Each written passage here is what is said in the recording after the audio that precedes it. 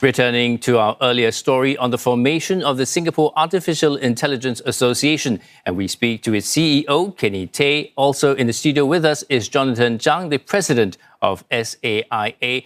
Kenny, let's start with you first. Now, there are many programs, AI programs specifically, those from AI Singapore, IMDA program, Skills Future courses, now the National AI Impact Program.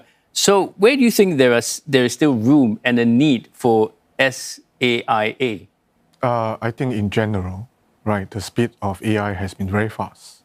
It has been a great challenge globally, not just for Singapore, right? Then I think being a Singaporean, so I'm being an entrepreneur, at the site, I face many challenges. I'm sure many companies do that.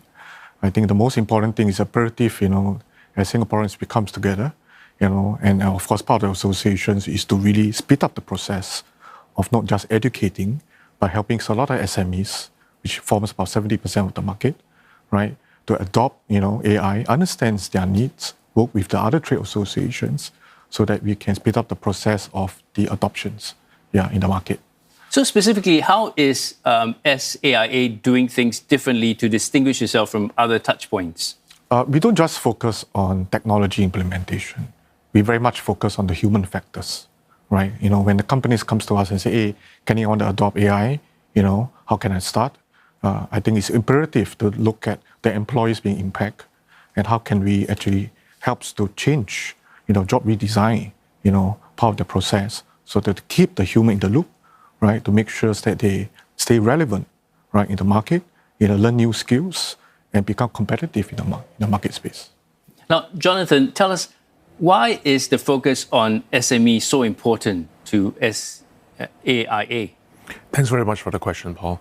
I think why SMEs are very important for us is because SMEs make up 99% of the Singapore market and also employ at least 2/3 of the workforce, right? At the enterprise level, companies have resources, time, consultants to work on solutions on the development roadmap.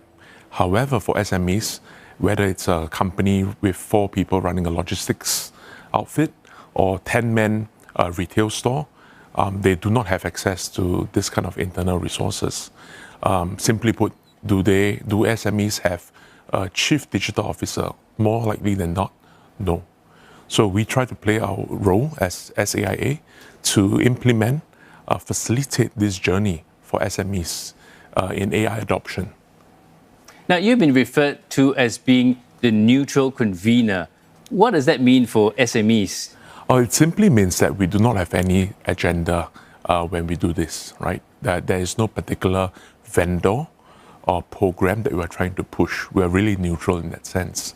And what it also means is we convene the right people to address the problems that have been identified. Yeah, that's what it simply means. Now, I understand, Kenny, that SAIA has what you call an AI discovery clinic. How does that work? Do you have a consultant for the SMEs, or how does that work? So we actually work with a lot of partners in the market who provides consultancy services. Yeah, some of them actually are appointed consultants, right? So whenever the companies comes and visit us in the clinic, we focus on their pain points, go through a transformation toolkit, and then of course brings them into the journey. How do we, go, to transform them?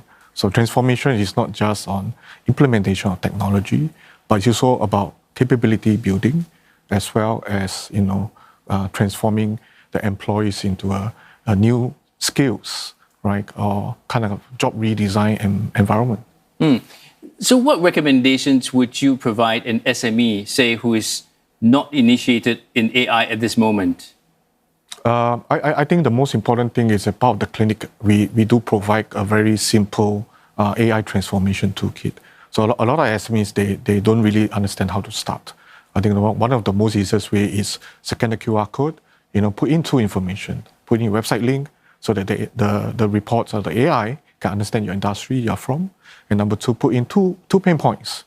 And within about a couple of seconds later, a report will be sent to you and give you an idea of how you can start, what kind of explorations of ideas you can do to solve your pain points using AI, right? And of course, generally, what are the trainings available and what are the programs provided by the various government agencies. I suppose the initial response to your Discovery Clinic has been pretty good? Yes, we have been receiving quite good feedbacks, right? Although there are many other requests coming up, we will collect this data. I think the most important thing to address the transformation within Singapore is to understand the pain point coming from the various companies. As we collect the data, we then, of course, work with the various trade associations, and we can actually co-develop industry-led kind of playbook so that, that actually enhance the speed of, solving the problems facing by a specific industry. Now, Jonathan, how do you see SAIA contributing to the government's target, which is set a target through National AI Impact Program to support 10,000 businesses and 100,000 workers? How does SAIA fit into that bigger national effort? We see ourselves as a force multiplier, right? When we have the kind of conversations that we do at SAIA with all these SMEs, we are able to then slowly identify and filter what the pain points are, what are the commonalities that these challenges of these SMEs, what they face. And I think when we receive all this information, we can feed back to policymakers for better programs to be thought of, right? So there are many impacts that we can facilitate. I think we are designed from ground up to fit that national narrative, not to compete against it. Jonathan, Kenny, thank you so much for taking the time to join us today to explain this to us. Thank you. And we've been speaking with Kenny Tay and Jonathan Zhang from the newly launched Singapore AI Association, or SAIA.